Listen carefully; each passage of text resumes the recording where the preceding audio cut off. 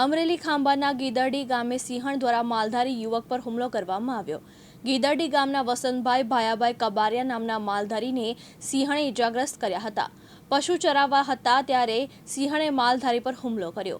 યુવકને કમરના ભાગે ઈજા થતા સારવાર અર્થે ખાંભા સરકારી હોસ્પિટલ ખાતે ખસેડવામાં આવ્યા હતા। ખાંભા વન વિભાગ દ્વારા વધુ તપાસ હાથ ધરવામાં આવી હતી।